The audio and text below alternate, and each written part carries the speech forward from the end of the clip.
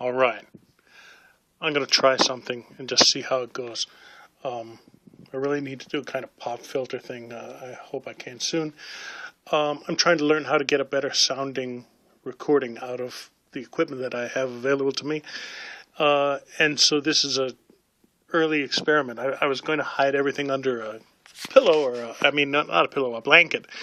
But having none, I'm just improvising using this HTC thingy here, and I hope it sounds okay.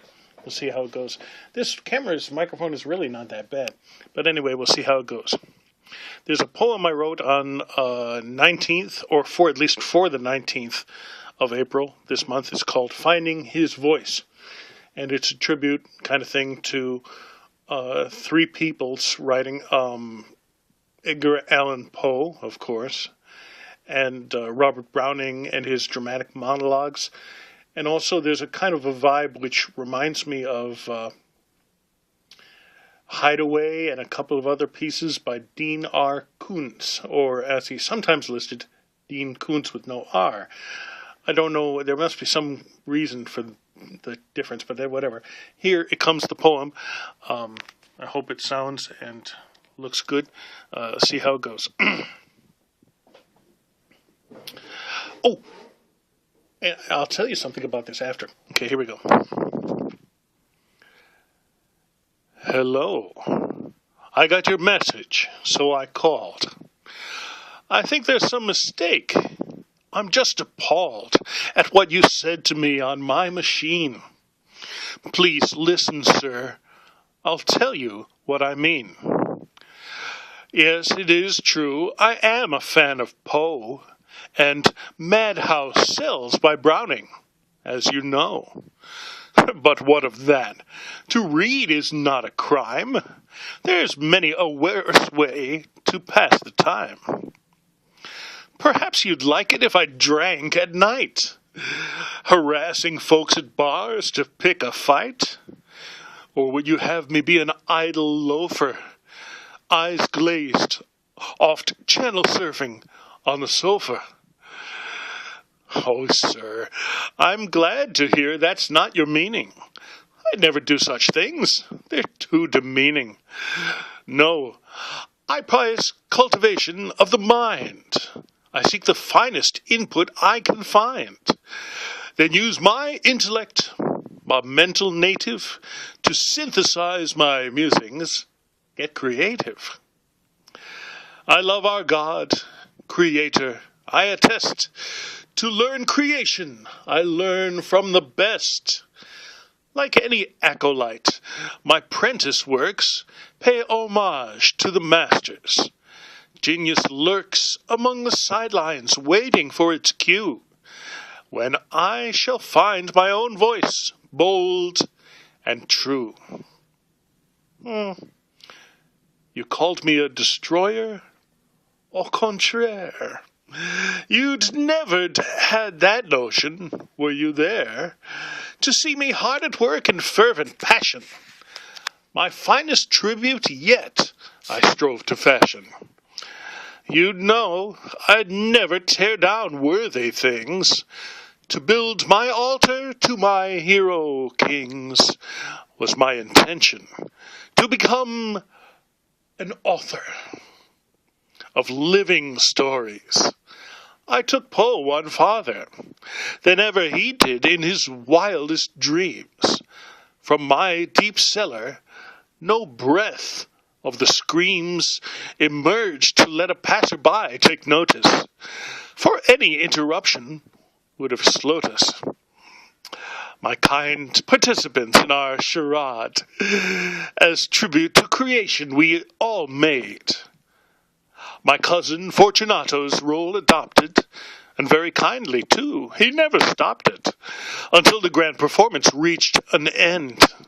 The very model of a kin and friend. Of course, I've coaxed my wife into the footlights, forgoing Tuesday's ritual, great book nights. My counterpart to play, mistress of Pluto, the cat of black, not Mickey's pet, Il Bruto. She's such a trooper. She helped me to relax.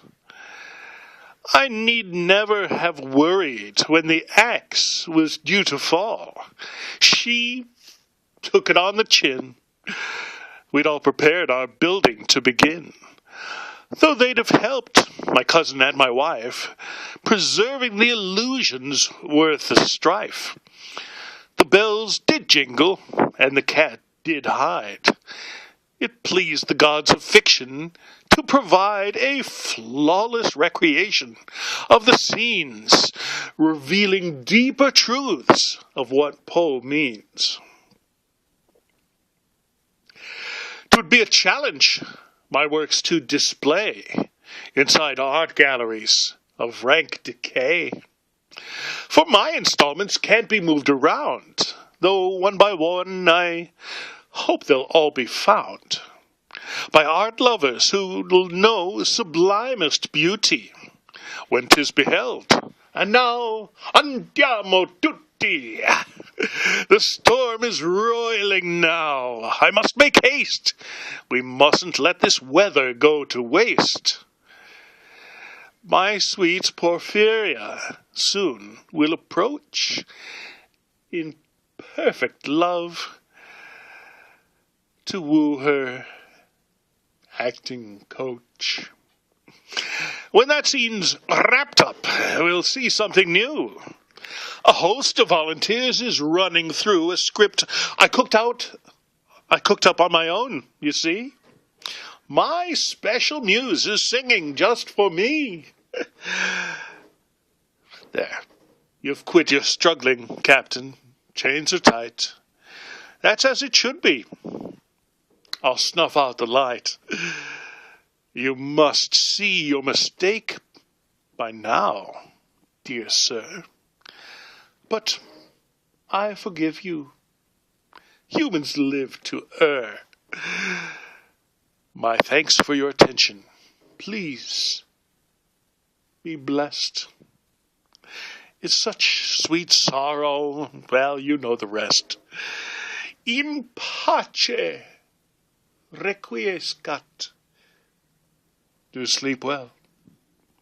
Confinement's best when in my madhouse cell.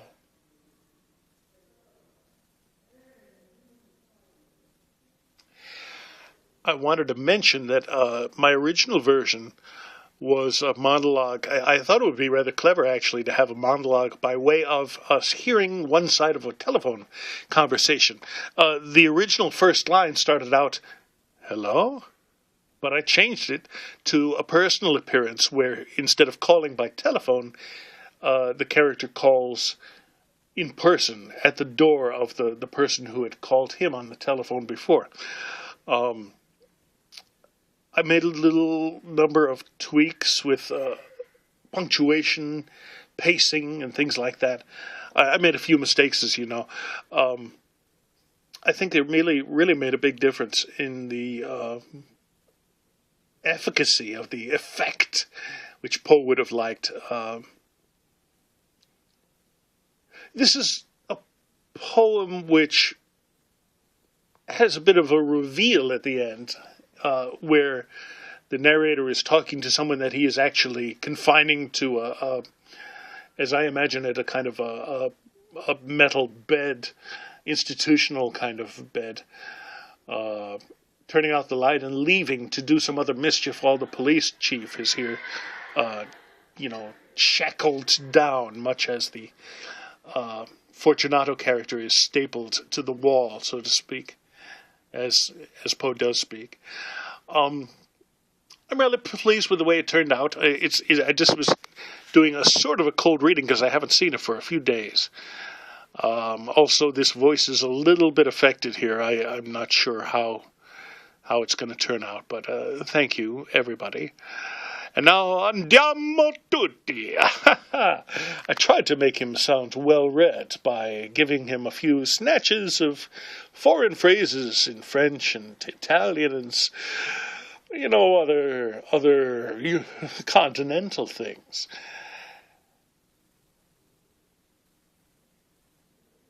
By the way, you'd better not tell anybody. about the captain.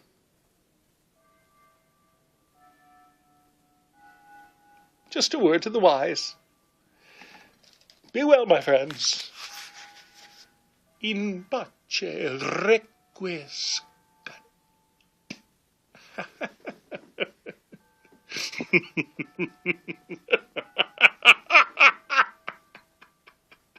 I can't press the fucking button.